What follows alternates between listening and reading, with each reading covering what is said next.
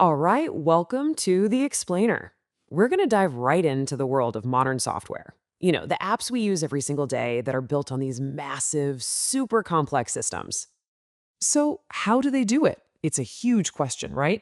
Well, the answer lies in a technology that kind of brings order to all that potential chaos.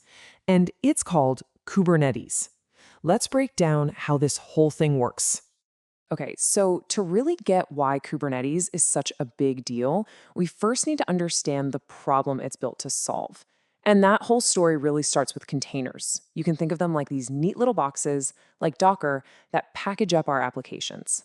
See, on one hand, you've got a container platform like Docker, and it's fantastic for managing containers, but on a single machine.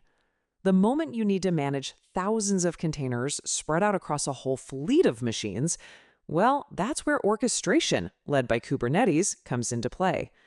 It's literally the difference between managing one single laptop and managing an entire data center, a whole different ballgame. And this right here, this is the core challenge. I mean, running a few containers, that's pretty straightforward. But what happens when you're operating at a massive scale? If a container dies at 3 a.m., you can't have an engineer wake up just to restart it. Or what if you get a huge sudden spike in traffic? You need more capacity, like right now. These are the exact problems a simple platform just can't handle, and it's where orchestration becomes absolutely essential. Okay, so this brings us to another huge challenge, updating your application. How in the world do you roll out a new version to thousands, maybe millions of users without just shutting everything down? You probably remember this, right? In the old days, updating an app meant scheduled downtime. You'd see that dreaded close for maintenance sign. For a big global service, that can mean millions in lost revenue. This is exactly what modern deployment strategies in Kubernetes are designed to prevent. The goal? Zero downtime updates. Okay, and what's so cool about this is the trade-off you see here. A rolling update is kind of the default. It's simple, it's fast, and it just slowly replaces the old versions with the new one. But a canary deployment? Now that gives you some serious control. You can direct, say, just 10% of your real user traffic to the new version to see how it performs out there in the wild before you commit to rolling it out to everybody. It's like testing your new code on a small, live, unsuspecting audience. Pretty smart, huh? All right, so your app is deployed. You can update it without any downtime. Awesome. But the job's not over, not by a long shot. How do you actually know if it's healthy? Is it performing the way it's supposed to? Well, the solution is often this really powerful duo of open source tools. Think of Prometheus as the detective on the case, constantly gathering clues, critical data like CPU usage, memory, response times, all that good stuff. And then you have Grafana. Grafana is the storyteller. It takes all that raw, messy data and turns it into a clear visual story that an engineer can understand in like half a second. And this flow, this is basically the central nervous system for any modern application.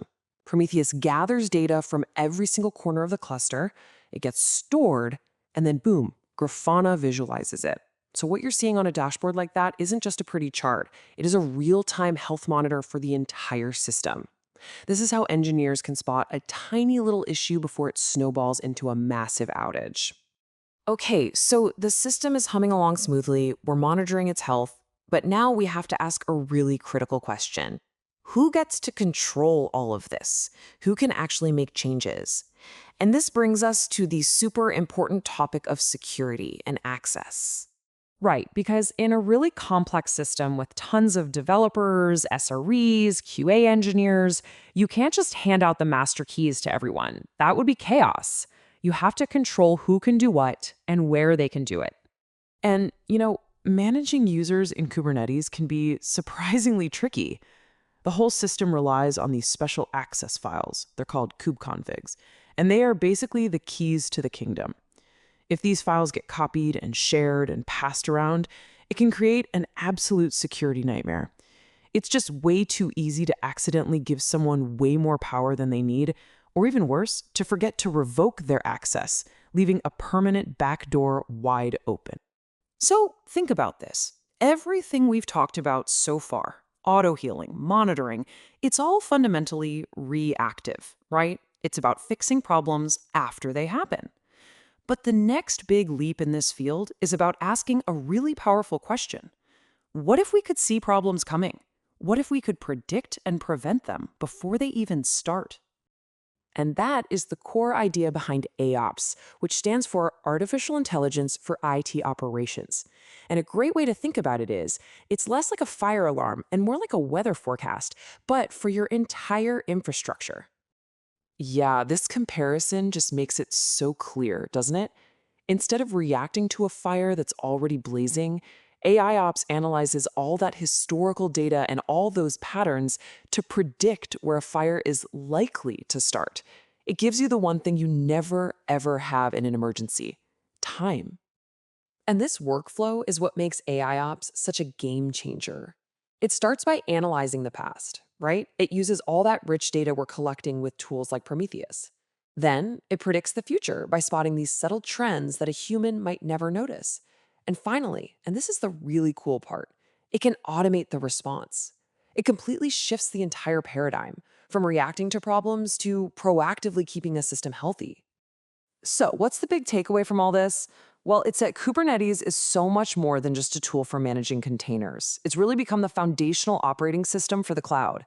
It gives us all the essential building blocks for systems that aren't just massive, but are also resilient, adaptable, and, as we just saw, are getting smarter and smarter.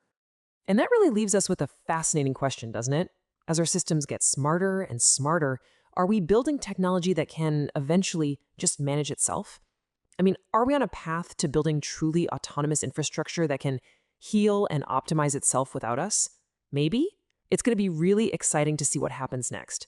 Thanks so much for joining me.